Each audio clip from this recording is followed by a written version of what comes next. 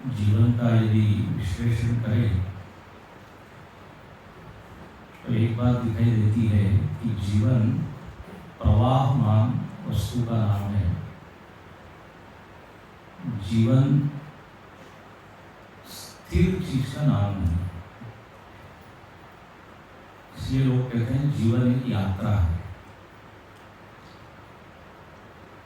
अब जब यात्रा होती है तो उसका कोई एक ध्येय होता है। बिना ध्येय के यदि आप चल रहे हैं तो इसको यात्रा नहीं कहते, इसको कहते हैं भटकन, भटकना। भटकने और यात्रा में समानता क्या है कि दोनों में हम चलते हैं। तो फर्क क्या है? तो बोले एक में कहीं पहुंचते हैं, एक में कहीं पहुंचते नहीं हैं। तो अब जीवन भटकन है या यात्रा है? बिना ध्येय के लिए हम चल रहे हैं तो फिर भटके हुए, लोग बोलते हैं भटके हुए लड़के, इनको मालूम नहीं क्या करना है, कहाँ जाना है। तो लक्ष्य विहीन जो चलना है वॉन्डरिंग है अंग्रेजी में। लेकिन जब लक्ष्य सामने हो तो फिर हम चलें तो फिर तो यात्रा है। तो अपने ऋषियों ने कहा कि भाई ये जीवन को आप भटकन मत बनाइए, यात्रा बनाइए। इसके ध्येय को समझिए कि ये आखिर क्यों मिला है। देखो हम जी तो रहे हैं लेकिन इसके ऊपर कभी विचार नहीं करते हैं कि जीने का प्रयोजन क्या है, क्यों जी रहे हैं। जी रहे हैं, श्वास चल रही है इसलिए जी रहे हैं। एक से पूछा तो उसने कहा मरे नहीं है इसलिए जी रहे हैं। अब इसे बहुत से उत्तर हो सकते। जिसको बहुत दुख हो रहा होगा वो कहेगा मालूम नहीं भगवान ने क्यों हमको ये जीवन दिया है, परेशान हो रहे हैं। तो कोई भगवान को दोष देगा, कोई विचार ही नहीं करेगा। तो ऋषियों ने तो चिंतन किया तो पाया कि हर कर्म का एक ही प्रयोजन है। आप लोग तो वेदांत सुनते रहे हैं, अध्यात्म को सुनते रहे हैं। तो अध्यात्म की पहली कक्षा में यही पाठ पढ़ाया जाता है। जीवन का ध्येय क्या है? तो कारण सहित दुखों की निवृत्ति और परमानंद की प्राप्ति, ये ध्येय है। दुखों की निवृत्ति नहीं केवल, कारण सहित दुखों की। इसको दूसरा शब्द देते हैं आत्यंतिक दुख निवृत्ति। दुख है ऐसी चीज है लोग इसको बिल्कुल सुनना नहीं चाहते। तो अनुभव तो नहीं, सुनने की भी बात। सुखम में भूया दुखम में मां भूया, ये सबका प्रयोजन है कि नहीं? हर कर्म का यही प्रयोजन है। वो कर्म चाहे छोटा हो या बड़ा हो। हम यदि आंख भी खोल रहे हैं तो सुख के लिए, आंख भी बंद कर रहे हैं तो सुख के लिए, कहीं जा रहे हैं तो सुख के लिए, कहीं से वापस आ रहे हैं तो सुख के लिए, विवाह कर रहे हैं तो सुख के लिए, तलाक दे रहे हैं तो सुख के लिए, पद की प्राप्ति सुख के लिए। जब पद परेशान कर देता है तो रिजाइन कर। अरे बोले इतनी बड़ी नौकरी छोड़ दी तुमने, तो बहुत परेशानी, बहुत स्ट्रेस था, तनाव। तो कहीं से आ रहे हैं, कहीं जा रहे हैं, किसी से मिल रहे हैं, किसी से मिल नहीं रहे। बोले मिलने से मन खराब हो जाता है। तो मिलना बिछुड़ना, संयोग वियोग, आगमन निर्गमन, ये सब के केंद्र में क्या है? सुख। अच्छा, सुख भी कैसा चाहिए? जो हमेशा रहे, सर्वदा सर्वत्र, जिसको आपने सुना होगा। ऐसा छोटा मोटा सुख नहीं चाहिए, बढ़िया वाला सुख चाहिए। मिलता नहीं है वो बात अलग है, लेकिन मांग तो अपनी एक है। बोले जब तक हम जीते रहें सुख से जिए, और इतना ही क्या, मरते समय भी हमको दुख न हो, ये प्रार्थना करते हैं। क्या प्रार्थना करते हैं? चलते फिरते उठा लीजिए भगवान।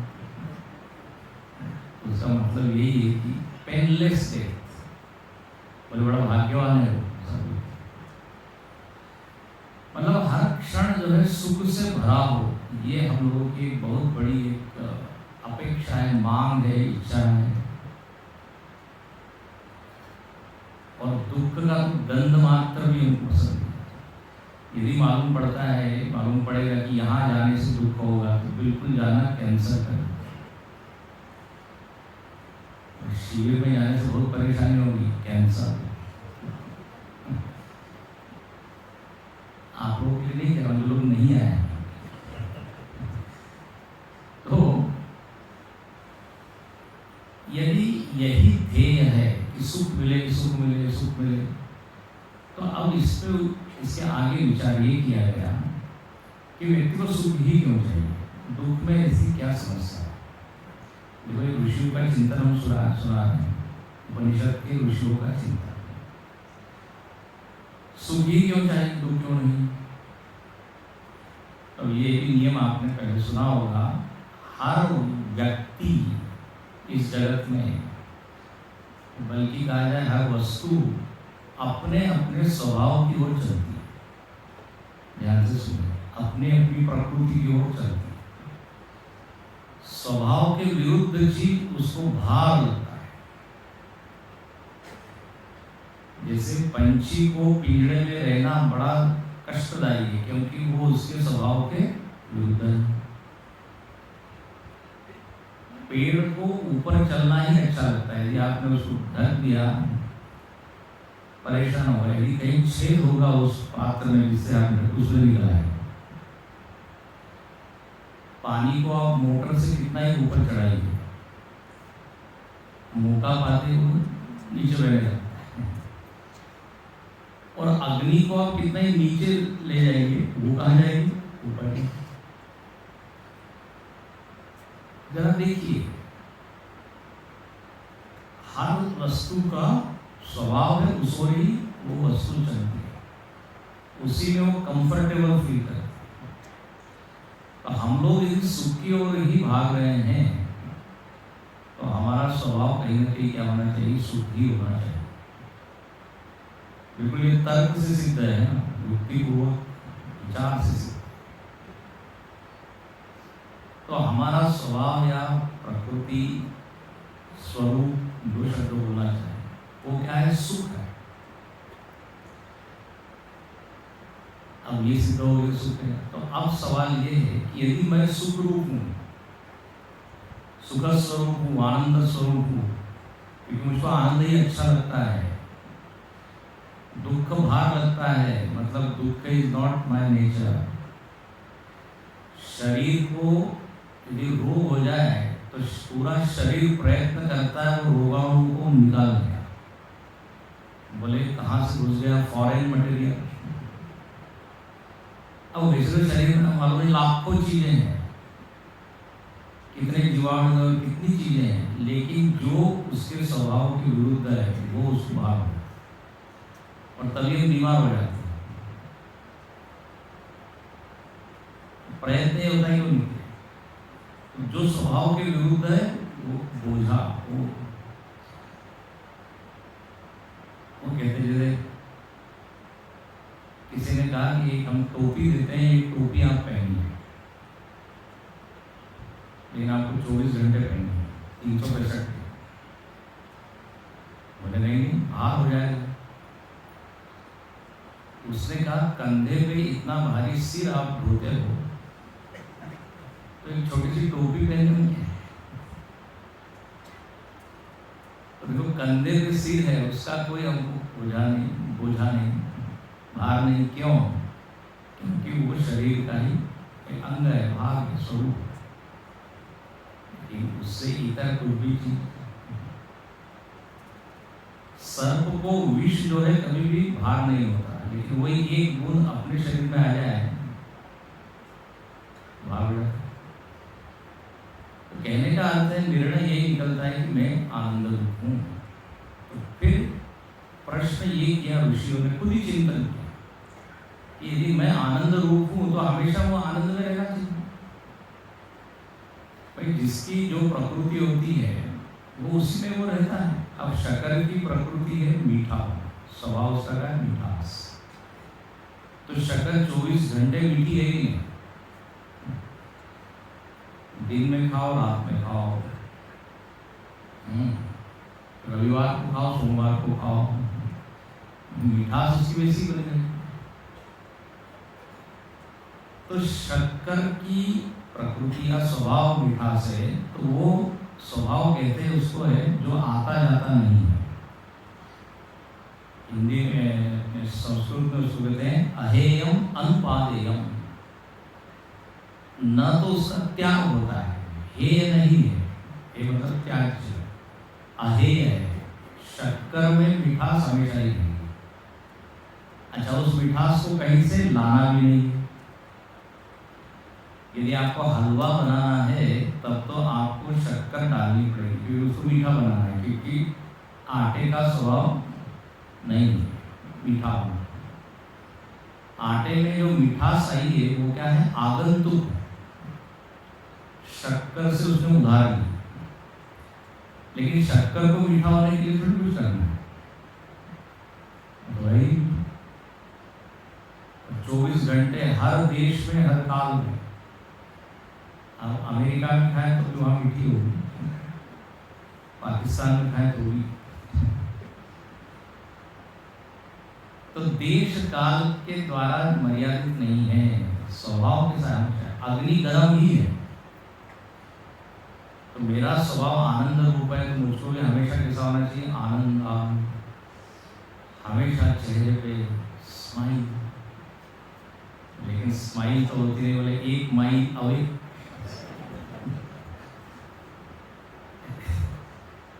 तो खुशी तो है नहीं। अब ये बड़ी अजीब बात है, भाई आत्मा का स्वरूप आनंद है, तो हमको हमेशा आनंद में होना चाहिए। तो बोले इसका एक ही कारण है,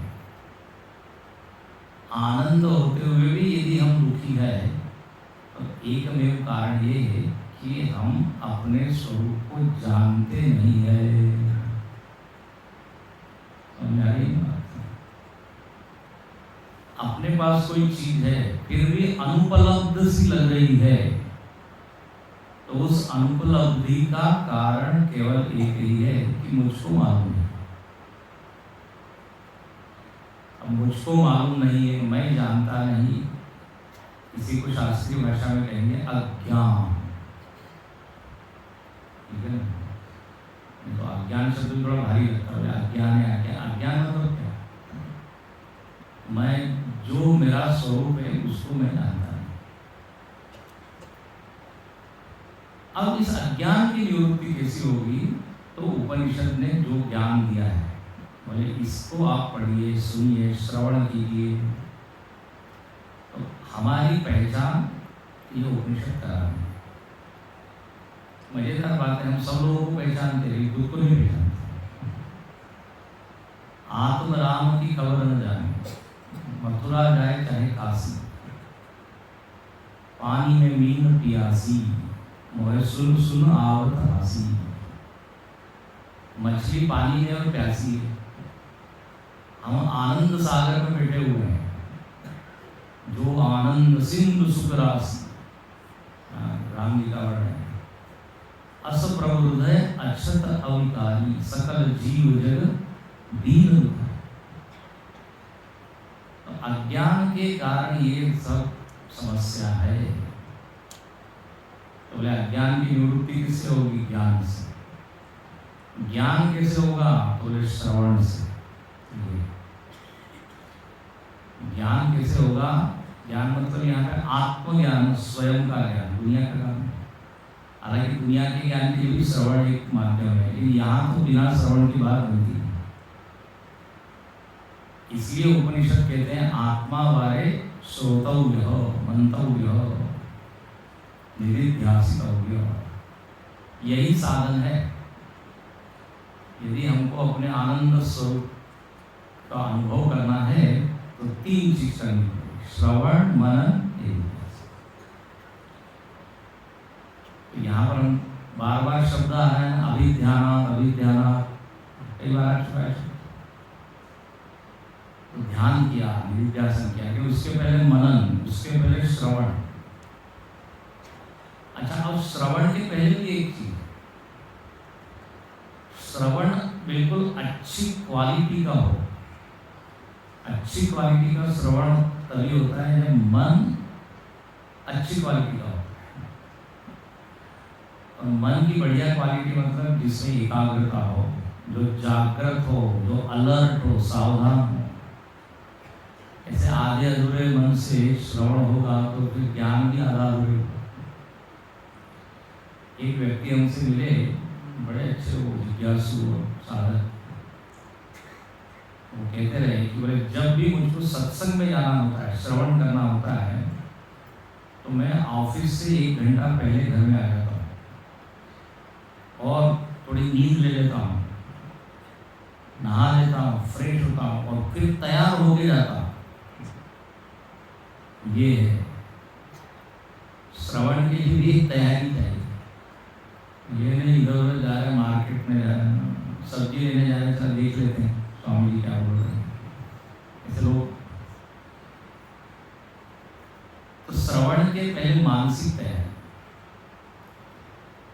इसी को शास्त्रीय भाषा में कहते हैं शुद्ध चित्त, अंतःकरण की शुद्धि। शुद्ध अंतःकरण से जब श्रवण होता है तो ग्रहण बढ़िया होता है। देखो, हम सब लोगों का अनुभव है कि प्रातः काल की कक्षा में ज़्यादा आनंद आता है या ज़्यादा समझ में आता है, क्या? और शाम होते होते ठीक है बैठना है, बैटरी डाउन हो जाती है, मन थक जाता है। तो थके हारे मन से श्रवण होगा तो क्या? इसलिए कहते हैं कि भाई शुद्ध मन से श्रवण। अब मन शुद्ध कैसे हो? तो उसके लिए भी कर्म योग भक्ति हो, मतलब उल्टा उल्टा चल, उससे मन का एक वातावरण बनता है, राग द्वेष कम होते हैं, मन की शुद्धि बढ़ती जाती है, मतलब मन में वैराग्य आता है भक्ति से, कर्म से, कर्म योग से, केवल कर्म से नहीं, कर्म योग से। और फिर ऐसा विरक्त मन, उपलब्ध मन होता है, फिर उसको जो भी दिया जाएगा, सुनाया जाएगा, वो फिर 100% रुकेगा, टिकेगा। अच्छा, अब श्रवण किया तो श्रवण में ज्ञान तो हुआ कि आत्मा असंग है, आत्मा निर्विकार है, आत्मा अजन्मा है, खूब सुना है सद्गुरु। तो श्रवण से ज्ञान होता है, ये बिल्कुल सब कसे हुए क्या कहते नियम है। अच्छा, केवल आत्मा की बात ही नहीं, किसी भी चीज के बारे में आप सुनते हो तो तुरंत क्या होता है, उस विषय का अज्ञान दूर हो जाता है। अब किसी ने भी पूज्य गुरुदेव के बारे में सुना नहीं और यहाँ यदि हमने सुना दिया तो आपको फिर उनका अज्ञान जो था वो करना। अमेरिका के बारे में श्रवण कराया कि ऐसा देश है, ये है वो, ओहो बोले अच्छा अब मुझको समझ में आ गया। तो ये शब्द प्रमाण बहुत बड़ा प्रमाण साधन है। अब हम बैठे बैठे पूरे दुनिया को जान लेते हैं बुद्धू बॉक्स के सामने बैठकर। ये कौन सा टीवी? अब शब्द ही है ना, वो सुना रहे हो, यहाँ ये हुआ है, ये हुआ है, कैसे ज्ञान हुआ आपको? श्रवण मात्र। तो आत्मा तो कोई प्रत्यक्ष वस्तु नहीं है। इसे भागवत में कहते हैं कर्णरंध्रे में प्रवेश कर, भगवान जो है कान से प्रवेश करते हैं। मतलब क्या? ज्ञान करने दी हो सकता है। अच्छा, श्रवण हुआ, फिर मनन करना होता है। मनन मतलब देखिए, श्रवण में जो है ना वक्ता की प्रधानता है, श्रवण में शास्त्र की प्रधानता है, प्रमाण की प्रधानता है। ध्यान से सुनिए, श्रवण में आलम्बन है और मनन में अब हमको स्वतः ही युक्ति लगाकर तर्क से क्या करना है, चिंतन करना है। उसको कहते हैं मनन। मनन तर्क प्रधान है। ये क्यों कहा, ऐसा क्यों कहा, इसका क्या कारण है, ईश्वर ने ये सृष्टि बनाई, इसमें क्या तर्क है, तो मनन होगा। अच्छा, जब शंका निवृत्ति हो जाती है मनन से, फिर भी एक चीज बनी रहती है, उसको कहते हैं विपर्य। एक शब्द है विपर्य। विपर्य मतलब विपरीत भावना। बार बार जो गलत ज्ञान है वो आके हमारे ज्ञान को क्या विचलित कर रहा है। अब जैसे हमने बार बार सुना कि मैं सच्चिदानंद हूँ, मेरा स्वरूप कैसा है, बिल्कुल निराकार निर्विकार, लेकिन विपर्य आ जाता है, मैं ही देह हूँ, पुरुष हूँ, स्त्री हूँ। इसको कहते हैं विपरीत भावना। तो इस विपरीत भावना की निवृत्ति ध्यान से होती है, वो कहते हैं निधिध्यासन। निधिध्यासन में एक कहिए मन को आत्मा की ओर उन्मुख किया जाता है और आत्म संबंधी जितने विचार हैं उनका एक प्रवाह होता है, उसको कहते हैं निधिध्यासन। विजातीय विषयों का तिरस्कार, तो आत्मा के अलावा जितने विषय हैं उनको तिरस्कार, उनके बारे में नहीं सोचना। आत्माकार वृत्तियों का सतत प्रवाह, उसको निधिध्यासन। और जब ये निधिध्यासन खूब होता है, हम आत्मोन्मुखी हो जाते हैं, तो निधिध्यासन ही ले जाता है समाधि में। परिपक्व निधिध्यासन कहलाता है समाधि। गुरुदेव कहते थे, एक है अंग्रेजी में बोलते थे कि कॉन्टम्पलेशन और एक है मेडिटेशन। तो कॉन्टम्पलेशन मतलब निधिध्यासन, आत्मा के जितने लक्षण हैं उन लक्षणों को अपने में देखना, देखने का प्रयत्न करना, ये क्या है, निधिध्यासन। और अनात्मा का स्मरण ही नहीं है, सजाती वृत्ति पर। जब ये गाढ़ा हो जाता है तो फिर ये वृत्तियां शांत हो जाती है, केवल आत्म वस्तु ही फिर रह जाती है, जो समाधि कहते हैं। तो ये पूरा मार्ग है। अब यहाँ पर जो प्रकरण आने वाला है, आ रहा है, वो निधिध्यासन का है। और यहाँ पर उदाहरण दिया है प्रणव का। प्रणव के उच्चारण के द्वारा आप अपने स्वरूप की ओर मन को उन्मुख कीजिए। अच्छा, यहाँ उदाहरण दिया है 13वें मंत्र में कि वन्ने यथा योनि गतस्य मूर्ति। उदाहरण दिया है अग्नि का। पर देखिए, अग्नि है, अग्नि के दो रूप हैं, एक सूक्ष्म रूप है, अव्यक्त रूप है, और एक स्थूल रूप है, प्रज्वलित अग्नि। तो यहाँ पर कहते हैं काष्ठ में वो सूक्ष्म रूप से रहती है ना, उसमें कहते हैं लिंग। लिंग मतलब यहाँ पर रहता है सूक्ष्म। जैसे सूक्ष्म शरीर को हम क्या कहते हैं, लिंग शरीर। तो लकड़ी में अग्नि छिपी हुई है, ये उसका सूक्ष्म रूप। और वही जब घर्षण किया जाता है तो वो अग्नि प्रज्वलित हो जाती है। वो क्या है, तो स्थूल अग्नि, प्रकट अग्नि, व्यक्त अग्नि। न दृश्यते, वैसे तो नहीं दिखती, वो सूक्ष्म रूप से रहती है, लेकिन ईंधन योनि गृह्य, ईंधन के द्वारा। देखो, एक तो घर्षण के द्वारा प्रकट कर सकते, दूसरा ईंधन, उसमें हमने तेल डाल दिया, फिर डाल दिया, फिर जलाया, तो अग्नि वहाँ लकड़ी में जो छिपी हुई वो प्रकट हो जाती है, और फिर लकड़ी धीरे धीरे धीरे धीरे क्या जलने लगती है। ईंधन के सहयोग से वो जलती। अब कहते हैं ऐसे ही क्या है, ये आत्म वस्तु जो है ना, ये अव्यक्त है, उसका ग्रहण होता नहीं, वो बड़ी सूक्ष्म है। अब आत्म वस्तु का ज्ञान यदि करना है तो किसी की मदद लेनी पड़ेगी, सहायता। तो बोले प्रणवेन देहे, प्रणव के द्वारा आत्मा का ग्रहण किया जा सकता है, जैसे वहां ईंधन के द्वारा किया है, यहाँ प्रणव के द्वारा। प्रणव के द्वारा मतलब क्या, तो 14वां श्लोक मंत्र देखिए, उसमें तो अच्छे से बताते हैं। स्वदेहमरणिं कृत्वा प्रणवं चोत्तरारणीं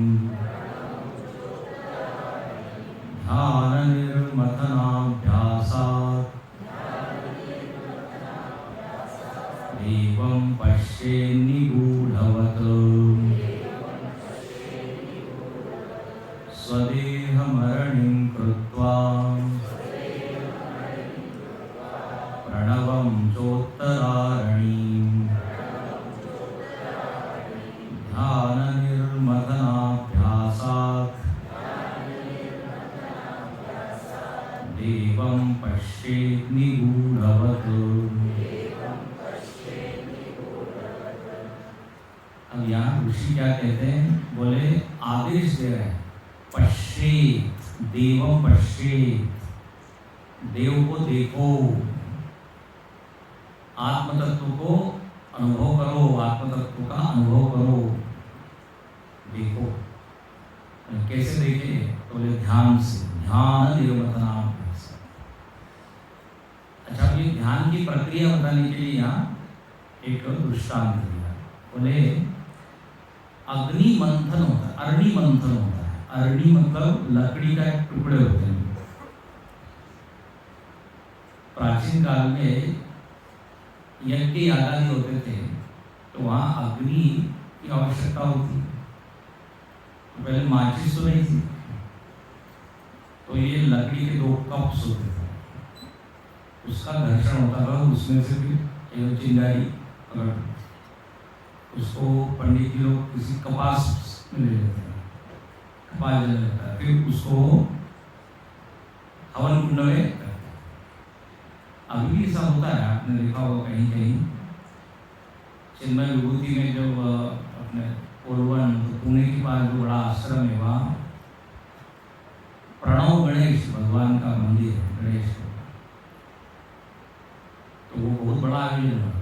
तो वहाँ पर पंडित जी ने अरणि मंथन के द्वारा अग्नि प्रज्वलित करके वो कर्मकांड किया। तो अब हम लोग को अरणि मंथन देखा नहीं, हम लोगों ने तीली मंथन देखा है। माचिस के ऊपर घर्षण किया है, तो ठीक है, कल्पना कीजिए 2 लकड़ी के टुकड़े, उसको इसी रस्सी के द्वारा ऐसा उसको किया जाता है। इसे दधी मंथन होता है कि वैसे। तो अब होता यह है कि 2 चीजें हैं, उसमें घर्षण होने से छिपी हुई अग्नि व्यक्त हो जाती है।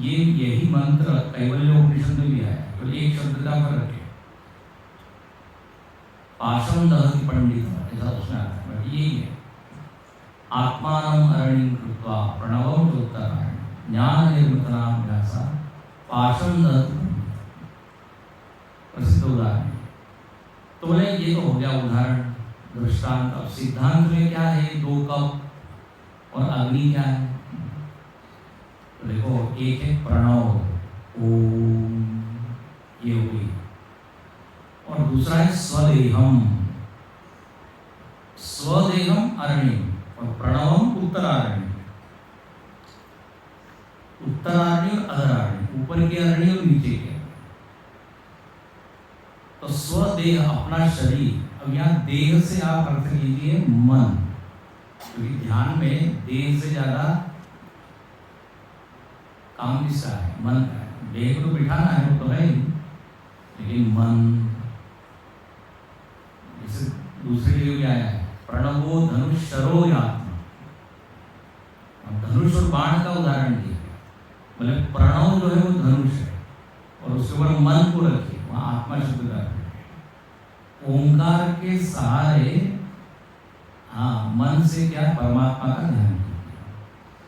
ये काफी पोएटिक बड़ा अव्यात्मक, लेकिन उसका अर्थ क्या है? जैसे हम जप करते हैं कि नहीं, ओम नमः शिवाय, ओम नमो भगवते वासुदेवाय, उसके सहारे हम भगवान में मन लगाने का प्रयत्न करते, वो आलम्बन हो जाता है, साधन हो जाता है। क्योंकि हमारा जो मन है, ये मनीराम इतने सीधे नहीं है कि उनको आदेश दिया कि भगवान का ध्यान करो तो एकदम करने लग जाएंगे। बोले फिर हमको साधन चाहिए, आलम्बन। तो फिर एक शब्द पकड़ा गया, मंत्र पकड़ा दिया। अब उपनिषदों में तो सीधा मंत्र क्या है? एकाक्षर मंत्र, प्रणव, ओम। तो मन के द्वारा ओम का चिंतन करो। अच्छा, ओम ऐसी चीज है, भगवान का ही क्या वाचक है। ओम भगवान का नाम है, पहले दिन आपको बताया था। ओम सहना हो तू बताया था, हेलो, याद है? ओम तस्य वाचक प्रणव, पतंजलि जी कहते हैं। और परमात्मा का वर्णन करते हैं, कहते हैं उसका नाम क्या है? ओम। गिराम अस्मि एकम अक्षर, भगवान ने विभूतियों में बताया, भले मैं एकाक्षर ब्रह्म हूँ, ये ओम एकाक्षर ब्रह्म भी कहलाता है। प्रणव सर्व वेदेषु, सारे वेदों का सार क्या है? बोले ओम। ये प्रणव शब्द का अर्थ थोड़ा अच्छा है, प्रकर्षेण नूयते स्तूयते अनेन इति प्रणव। जिस अक्षर के द्वारा भगवान की अच्छी तरह से हम स्तुति कर सकते हैं, या इसको ऐसा भी बोल दे तो भी गलत नहीं, कि जिस अक्षर के द्वारा भगवान का अच्छी तरह ध्यान हम कर सकते, उसको क्या कहते हैं? प्रणव। गुरु जी कहते हैं प्रणव नव, नव जो हमेशा नया है, जो हमेशा नया है वो है प्रणव। जैसे चिन्मय विभूति में गणपति का जो मंदिर है, गणेश जी का, उनका नाम ही है प्रणव गणेश। तो ओम। अच्छा, अब ओम में दो चीजें हैं। एक तो ओम में ध्वनि है, नाद है, नाद ब्रह्म कहते हैं। और दूसरा है ओम का अर्थ। देखिए ध्यान से सुनिए, हम ओम का उच्चारण करते हैं बिना उसका अर्थ जाने। जिन्होंने श्रवण नहीं किया, मतलब परंपरा से सुनते आ रहे हैं कि ओम बोलना चाहिए, तो ध्वनि का भी एक प्रभाव होता है। ओंकार बोलने मात्र से ही वातावरण, और ओंकार की ध्वनि कैसी होनी चाहिए? बोले जैसे घंटा नाद होता है, घंटी की टन गूंज होती है,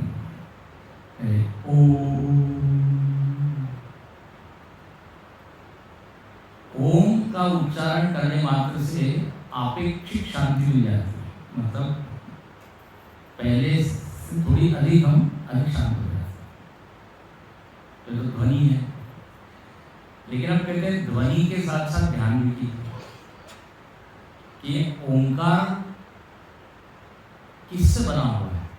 तो बोले 3 मात्राओं से बना है, आकार, उकार और मकार। उसको कहते हैं मात्रा, अकार, उकार, मकार। और 2 ओम के बीच में जो अंतराल है उसको कहते हैं अमात्र। तो यहाँ पे ध्यान क्या करना है? बोले अकार, उकार, मकार, ये 3 अवस्थाओं का संकेत है। ओम, ओम कहते हैं हमारा मुख खुलता है ना, तो आकार है, तो जो आकार है वो जागृत अवस्था का है, उकार स्वप्न अवस्था, और मकार में क्या होता है? धीरे धीरे नहीं होता, लय, तो बोले सुषुप्ति। लेकिन ये जागृत अवस्था और स्वप्न और सुषुप्ति कहाँ से आती है और कहाँ लीन हो रही है? तो बोले वो आत्मा में लीन हो रही है। ये जो ध्वनि है कहाँ ली हो रही? आत्मा। कहाँ से आ रही है? आत्मा। और वो आत्मा कैसा है? तो जिसमें शांति है। इसलिए दो ओम के बीच में जो शांति है वो आत्म तत्व का प्रथम में पहले क्या करना है? ओंकार का उच्चारण जल्दी जल्दी करना है, क्योंकि मन अशांत रहता है। जैसे जैसे मन शांत होते चले जाए, दो ओंकार के बीच में जो गैप है वो बढ़ाते जाना है। कितनी देर देखे अपना मन शांत रहता है, अशांत हो जाते फिर ओम, ऐसा। ये प्रणव उपासना के अकार उकार मकार और अमात्रा को बोल देते हैं आत्मा, या इसका नाम है तुरीय। इसको दूसरा आप देख सकते हैं, ब्रह्मा विष्णु महेश, अकार उकार मकार। और जो शांति है वो कौन? तो वो परमेश्वर, जिसमें कोई आकार नहीं, जिसका कोई काम नहीं।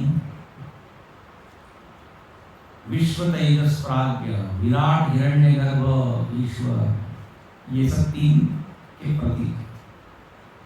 और इसका विस्तार से आपको अर्थ समझना है तो आप मांडूक्य उपनिषद पढ़िए।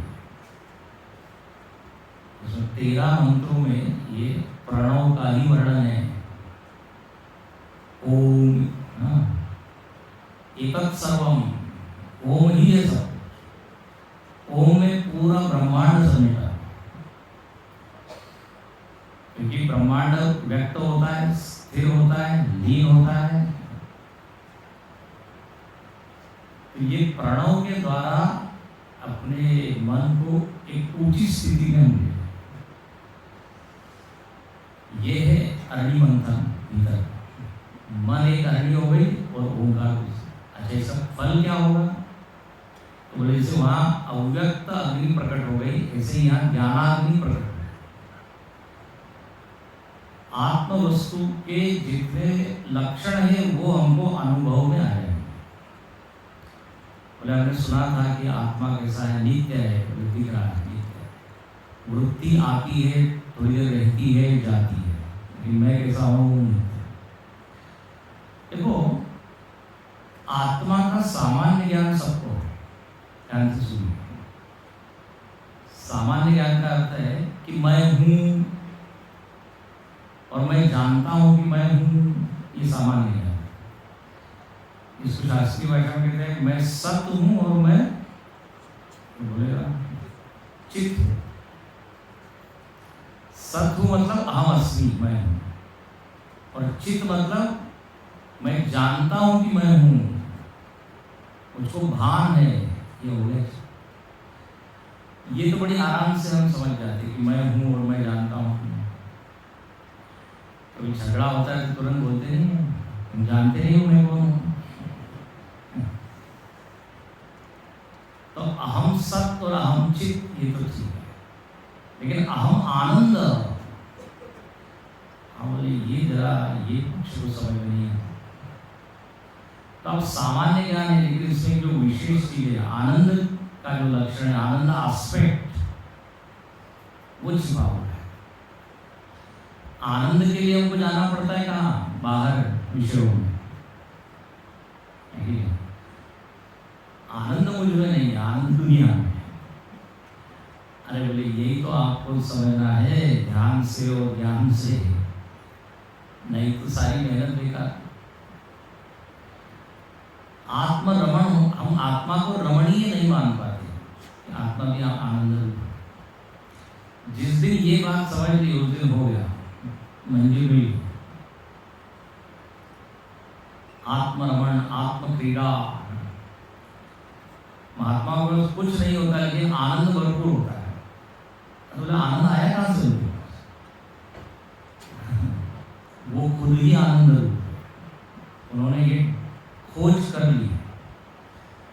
इसे गुरु बड़ा अच्छा शब्द बोलते हैं, बोलिए वेदांत का मतलब क्या है?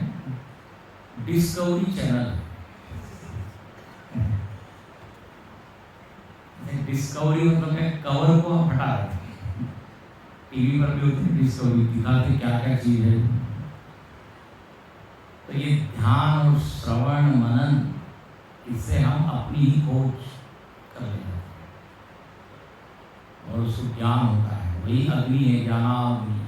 तो उसको विशेष, जो आत्मा का विशेष साइड है कि मैं व्यापक हूँ, मैं अनंत हूँ, ये सब चीजें पकड़ में आ जाती हैं। देखो वेदांत इतना बढ़िया है, वेदांत का श्रवण भले हमको ठीक से अनुभव नहीं हो, श्रवण मात्र ना हमको बड़ा अच्छा लगता है, क्योंकि हाँ इसमें अपने बारे में बहुत अच्छा अच्छा लगता है, सबको अच्छा लगता है। एक को सुनाया कि देखो तुम अनंत हो, तुम व्यापक हो, तुम महान हो, ऐसा कोई देश नहीं जहाँ तुम नहीं हो, ऐसा कोई काल नहीं है तुम नहीं हो।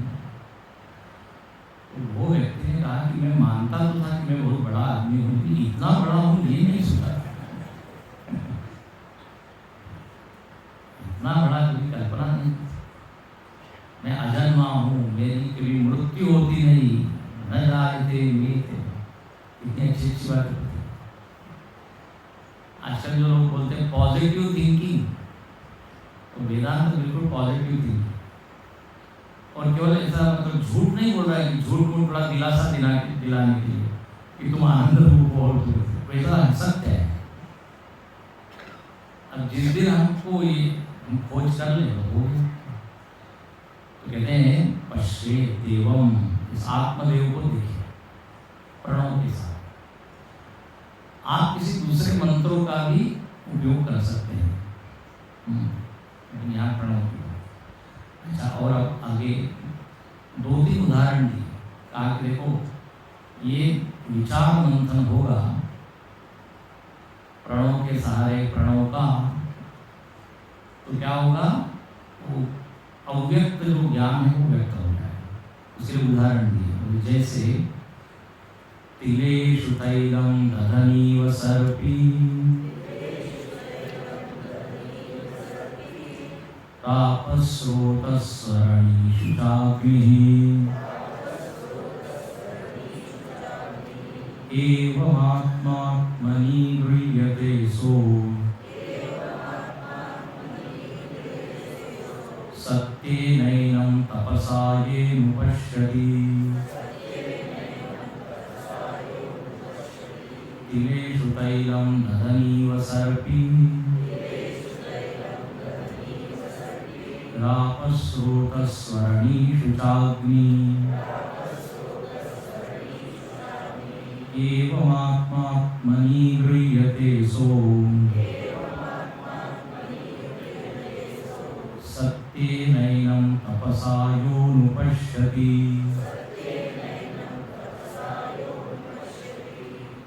तीन उदाहरण दिए, बोले जैसे तिलों में तेल है, तिल में तेल होता है, दिखता है क्या, प्रत्यक्ष नहीं है, लेकिन जब उसका यंत्र के द्वारा उसको मथित किया जाता है तो निकल आता है। तिल में तेल, दही में घी, दधिनी सर्पी इव, सर्पी मतलब सांप नहीं है, दही में सांप, सर्पी मतलब घी है। तो दही में घी छिपा हुआ है, जब दही मंथन होता है, पहले के जमाने में तो वो क्या कहते हैं,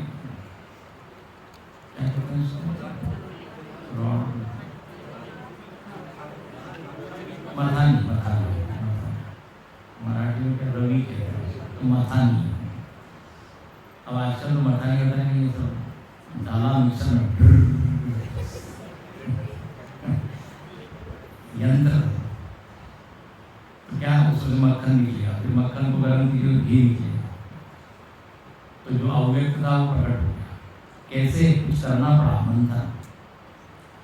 2 उदाहरण है। तीसरा बताया आपः स्रोत, आपः मतलब पानी, स्रोतों में जल, जमीन को आप खोदते हो तो उसमें से जो पानी छिपा हुआ है वो निकलता है। और चौथा उदाहरण काष्ठ में अग्नि, उसका भी मंथन करते निकलता है। तो बोले इसी तरह एवं मतलब इस प्रकार आत्मा आत्मनि गृह्यते, बोले इसी तरह जो साधक है आत्मा में आत्मा को देखता है। आत्मा को देखता है, क्या अर्थ है? आत्मा में मतलब अपने अंतःकरण में, अपने हृदय में। यह तो आत्मा में आत्मा कैसे देखेंगे?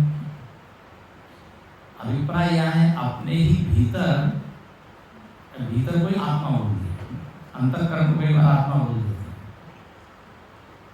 हृदय गुफा को आत्मा बोल देते। तो अपने ही हृदय में वो आत्मा के जो दिव्य स्वरूप है, जो आत्मा का विशेष रूप है कि आनंद, व्यापकता, निर्विकारता, असंग रूपता, वो देखता है, गृह्यते।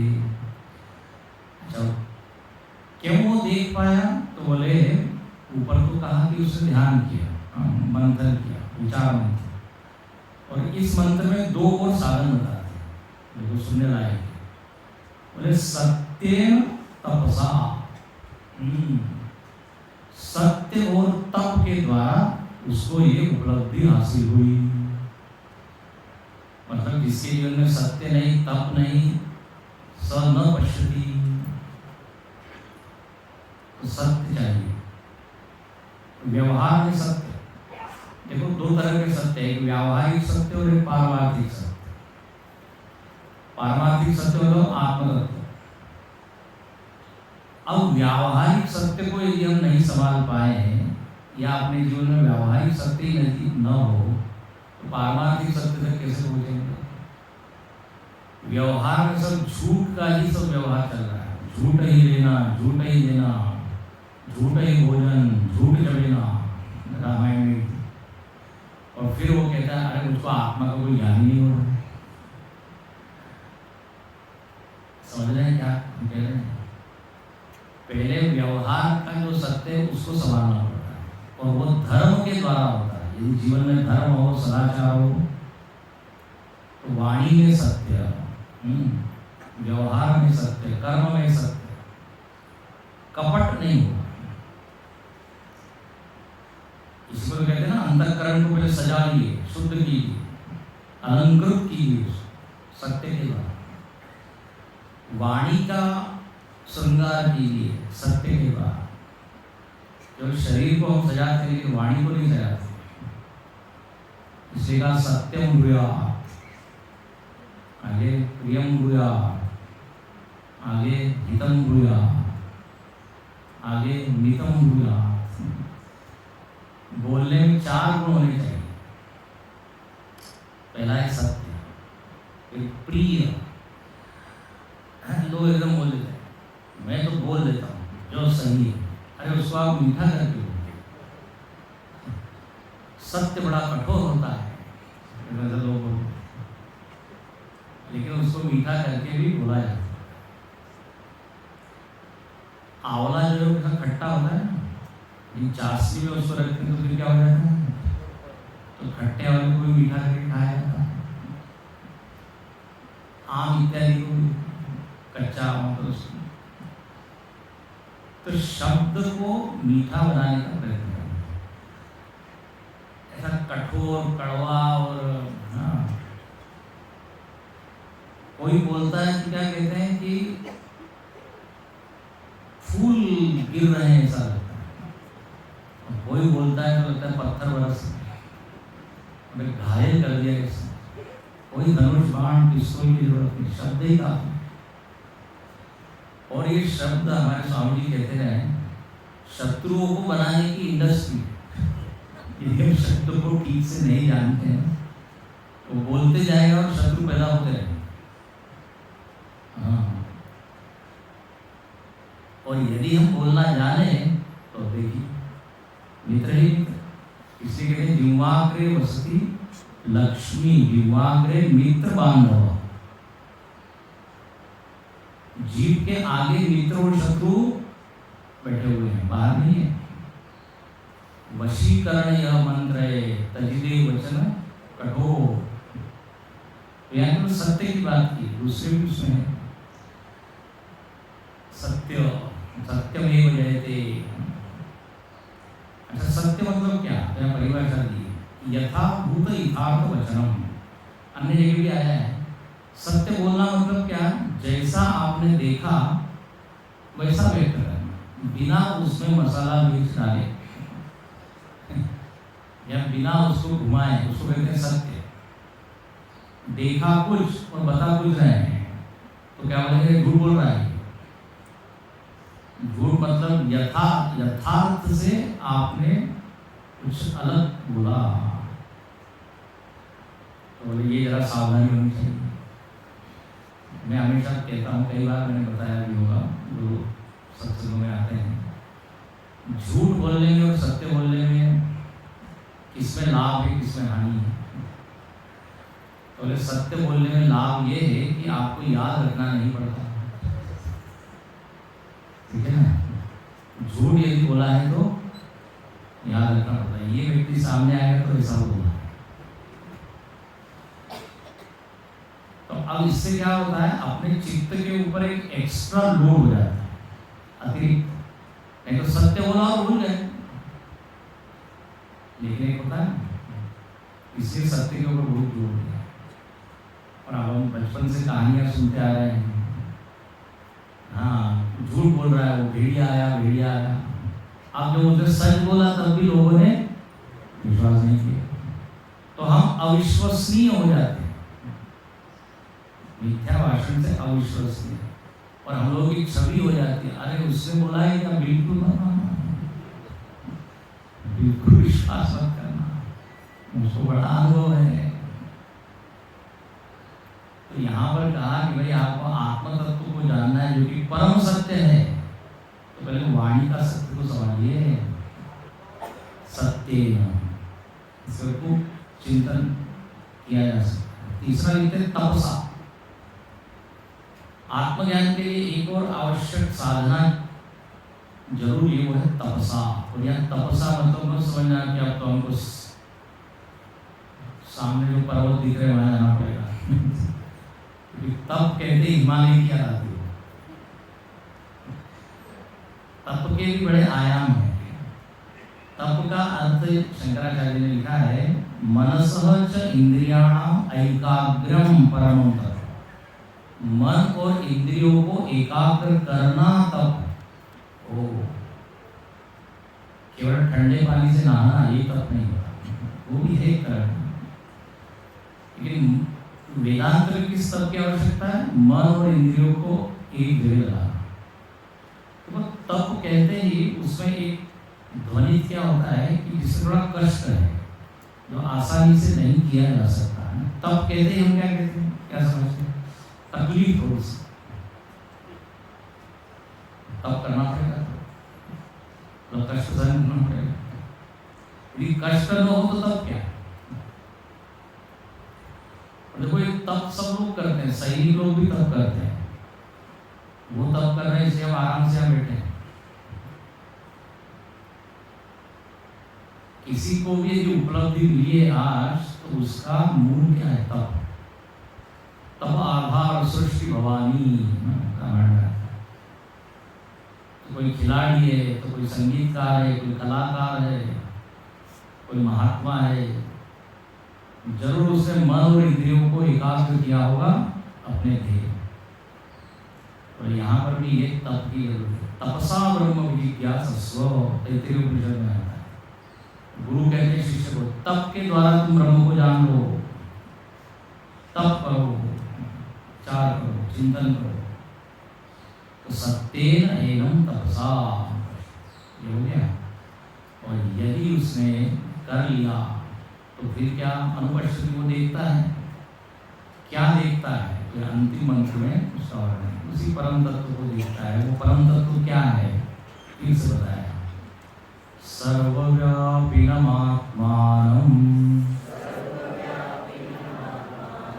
क्षीरे सर्वविभार्पितम् आत्मविद्या तपोमूलम् तद्ब्रह्मोपनिषत्परम्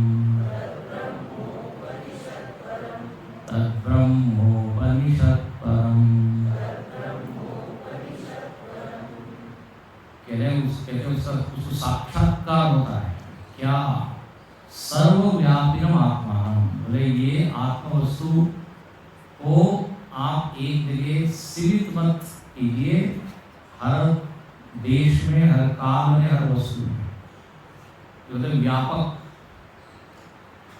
इसको दूसरा शब्द देते हैं सर्वदेश में, मतलब सर्वत्र, सर्वकाल मतलब सर्वदा, और हर वस्तु में उसको दिखता है, उसको सर्वगत। जैसे हर लहर में पानी को देखना, हर लहर में क्या है? पानी। सर्वगत है, सर्वलहरेषु किमस्ति जलमस्ति। सर्वदा मतलब कल भी था, आज भी है, कल भी रहेगा, तो सर्वदा। शरीर कल था कि नहीं मालूम, पूर्व जन्म में था कि नहीं, आज तो है, कल रहेगा कि नहीं। अब 100 वर्ष के बाद यहाँ जितने शरीरधारी हम लोग बैठे हैं, 100 वर्ष के बाद यहाँ कोई और ही जानबूझ के बहुत लंबा काल होता है, तो डरेंगे 100 वर्ष शरीर कल नहीं था, कल नहीं रहेगा, थोड़ी देर के लिए विश्व दिया। तो ये काल परिच्छिन्न है, काल में सीमित है। जब आप कहते हैं हमारी आयु इतनी है, आयु शॉर्ट, लाइफ मतलब इतना सरल, ये व्यापक है, काल में व्याप्त है, देश में व्याप्त है। ऐसी कोई जगह नहीं जहां वो नहीं, और ऐसी कोई वस्तु नहीं जिसमें वो नहीं। इसलिए हम लोग बोल देते हैं हर क्या कण कण में भगवान, कण कण में भगवान। देखो ये उपनिषद के सिद्धांत है, वही सामान्य भाषा में प्रचलित रूप से हो गए। तो ऐसा नहीं कि एक दिन आत्मा मिलेगा। तो एक संत ने बड़ा अच्छा कहा, बोले खोया कहे सो बावरा, पाया कहे सो कूड़, खोया पाया कुछ नहीं, जो का त्यों भरपूर। आत्मा न तो एक दिन मिलने वाला है, ऐसा नहीं, और अभी भी खो गया है, ऐसा भी नहीं। न वो तो कभी खोएगा, न वो कभी मिलेगा, क्योंकि वो ऑलरेडी मिला हुआ ही। तो नित्य उपलब्ध है, नित्योपलब्धि स्वरूपो भवात्मा। एक हस्तामल का सूत्र नित्य उपलब्ध। तो ऐसे नित्य उपलब्ध आत्मा का वो अनुभव कर लेता है, उसमें उसकी निष्ठा हो जाती है। किसकी? पीछे जो बताया, जो उसने किया, प्रणव का ध्यान किया, सत्य का पालन किया, तपस्या की, श्रवण किया, मनन किया, ये सब उसके बाद ये परिणाम है। और ये लिखते हैं क्षीरे सर्पी वापितम, जैसे दही में छिपा हुआ घी है। दही तो दिखता है लेकिन घी नहीं दिखता, लेकिन जो जानकार है वो उसमें देख लेता है कि इसमें छिपा है, थोड़ा सा प्रयत्न करना। ऐसे ज्ञानी को ये जगत जगत ही दिखता है, ध्यान से सुनना। आत्मा दिखता है तो उसको शरीर नहीं दिखेंगे, व्यक्ति नहीं दिखेंगे, ऐसा नहीं। लेकिन शरीर, मन, बुद्धि, इंद्रिय के पीछे भी एक चीज है, उसका सतत उसको भान है, भान होना चाहिए। हम भूलते रहते हैं, पर फिर से सुनिए बार बार। पहले क्षीरे सर्पिवा और आत्मविद्या तपोमूलम, ये वाक्य के 2 अर्थ हैं, देखिए पूर्ण करें। आत्मविद्या तपोमूलम मतलब क्या? तो बोले आत्मविद्या और तप, इन दोनों का मूल आत्मा है, एक अर्थ है। फिर से सुना देते हैं, आत्मविद्या और तप दोनों का कारण, दोनों का मूल क्या है? आत्मा। मतलब आत्मदेव की कृपा से हमको आत्मविद्या की प्राप्ति होती है। यहाँ पर बड़ा अच्छा कोटेशन भी दिया है, एष एव साधु धर्म कारयति। बोले आत्मदेव की कृपा होती है तो हमको आत्मविद्या की उपलब्धि होती, प्राप्ति होती। अब इसी को गीता में भगवान ने ऐसा बोला, ददामि बुद्धि योगम। तो भगवान कृपा करते हैं, भक्ति की भाषा में क्या बोलेंगे, भगवान कृपा करते हैं तो यह आत्मज्ञान हमको होता है। सोई जाने जही देव जनाई, जानत तुम ही वही हो। तो भगवान की कृपा, तो बोले इस ज्ञान के मूल में भगवत तत्व है, आत्म तत्व। तपस्या भी बोले वही कराता है। ऐसा अच्छा, उसका दूसरा अर्थ ये है कि आत्मविद्या और तप ये दो साधन है किसकी प्राप्ति में? आत्मा की प्राप्ति। आत्मविद्या और तप यदि ये अपने पास दोनों चीज हो तो आत्मज्ञान हो जाएगा। क्लियर है, स्पष्ट है भाई। आत्म तत्व को जानना है तो आत्मविद्या ही उपयोगी है ना। सांसारिक विद्या से आत्मज्ञान कैसे? अच्छा, ये आत्मविद्या मिलेगी कहाँ? तो बोले किसी गुरु के पास जाना पड़ेगा। तद्विद्या परिभात है, परिप्रश्न से। तो सद्गुरु की प्राप्ति से आत्मविद्या, आत्मविद्या से आत्मज्ञान। एक तो ये हुई, और दूसरी चीज तप। सद्गुरु के चरणों में बैठकर उसकी बातें सुनना और आज्ञा पालन करना, सेवा करना, ये भी क्या है? तप। और फिर चिंतन करना, मनन करना।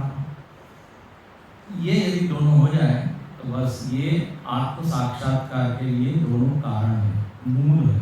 मूल मतलब यहाँ कारण है। आत्मविद्या तपो मूलम। आत्मविद्या और तप, बस इसको धारण कर ले तो ब्रह्म ज्ञान हो जाएगा।